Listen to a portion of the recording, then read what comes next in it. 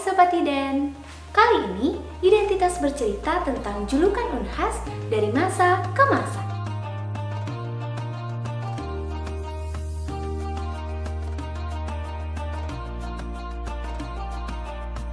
Universitas yang berdiri sejak 10 September 1956 ini awalnya merupakan pengembangan dari Fakultas Ekonomi Universitas Indonesia kala Bung Hatta masih menjabat sebagai Wakil Presiden. Terhitung sejak awal terbentuk hingga saat ini, universitas yang kerap dijuluki sebagai kampus merah tersebut telah dinahkodai oleh 12 rektor. Tahukah kamu, selain julukan kampus merah, ternyata Unhas punya julukan lainnya loh.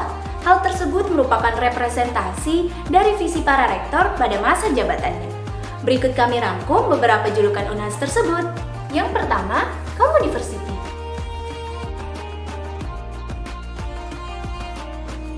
Julukan ini merupakan salah satu dari 4 program kerja prioritas yang dicanangkan oleh Rektor Duya pasca dirinya dilantik sebagai Rektor Unhas periode masa jabatan 2018 hingga 2022.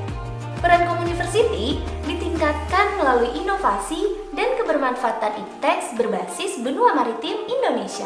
Target capaiannya yaitu 3 pusat inovasi unggulan, akreditasi paripurna, rumah sakit dan rumah sakit gigi dan mulut Universitas Hasanuddin. Selain itu, juga memiliki lebih dari 10 inkubator bisnis berbasis riset, program strategi nasional, pencapaian Sustainable Development Goals lainnya, serta memiliki kabupaten dan desa binaan sebagai percontohan.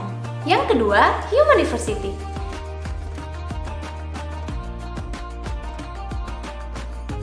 Julukan Unhas sebagai Humaniversity atau kampus berbasis humanism juga dinobatkan pada masa jabatan Prof. Duya loh. Tepatnya menjelang perayaan Disnatalis Unhas yang ke-63. Perayaan Disnatalis Unhas yang dihelat pada September 2019 yang lalu mengusung tema menguatkan kolaborasi, mendukung Unhas Humaniversity. Humaniversity merupakan konsep keseimbangan dalam kemanusiaan dan ilmu pengetahuan pada pendidikan tinggi. Konsep Humaniversity tersebut merupakan wujud sumbangsi bagi sivitas akademika Unhas dalam melakukan pengabdian kepada masyarakat. Yang ketiga, Universitas Riset atau Research University.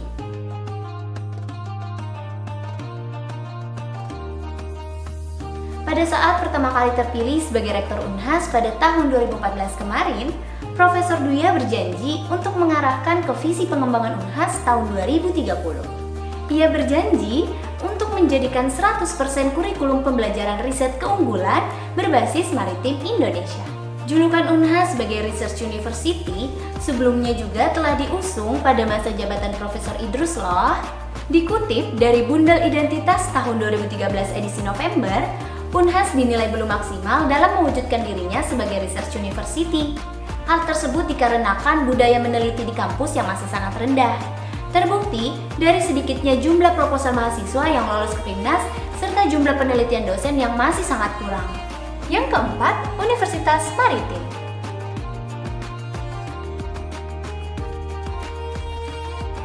Dikutip dari Bundel Identitas edisi Mei 2010, setelah terpilih pada periode keduanya sebagai Rektor Unhas, Profesor Idrus mencanangkan pergeseran visi Unhas, di mana sebelumnya merupakan pusat pengembangan budaya bahari menjadi pusat unggulan pengembangan sumber daya insani dan ilmu pengetahuan, teknologi, seni, dan budaya berbasis budaya maritim Indonesia. Hal tersebut dilakukan setelah proses evaluasi perjalanan Unhas hingga tahun 2010 yang menunjukkan bahwa secara empirik Unhas kurang selaras dengan rumusan visinya. Menurut Prof. Idrus, kelebihan dari visi benua maritim ini yaitu dapat menangkap peluang-peluang yang lebih luas sesuai dengan perkembangan zaman. Menurut artinya sendiri, maritim merupakan satu kesatuan antara darat, laut, dan dirgantara di atasnya. Tertata unik dengan sudut pandang iklim dan cuacanya, keadaan airnya, tatanan kerak bumi, keberagaman biota, dan tatanan sosial budayanya yang menjadi wilayah yurisdiksi Negara Kesatuan Republik Indonesia. Yang kelima, Good University Governance.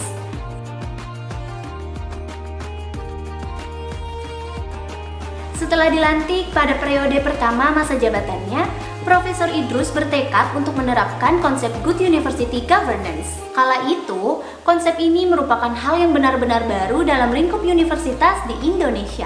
Meskipun begitu, konsep GUG ini sebenarnya diadopsi dari konsep Good Corporate Governance, konsep yang banyak diterapkan di lingkungan bisnis. Hal yang terkandung dalam GCG ini juga menjadi karakteristik utama dalam pelaksanaan GUG tersebut, termasuk di dalamnya akuntabilitas, transparansi, inklusivitas, efisiensi, dan efektivitas.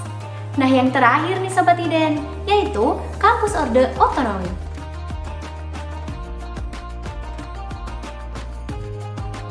Dikutip dari Bundel Identitas edisi Juli 1998, julukan ini merupakan momentum reformasi untuk kembali menyuarakan otonomi daerah.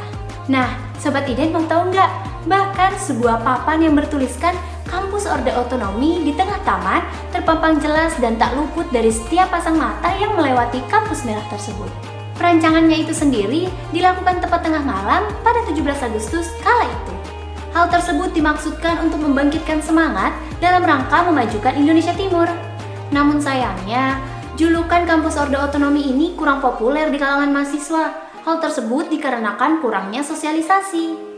Nah, itu dia beberapa julukan Unhas yang telah Sobat Iden ketahui. Julukan-julukan tersebut tidak serta-merta hanya julukan biasa loh, namun mengandung makna dan visi dari para nahkodanya. Nantikan identitas bercerita lainnya. Jangan lupa like, komen, dan subscribe. Sampai jumpa!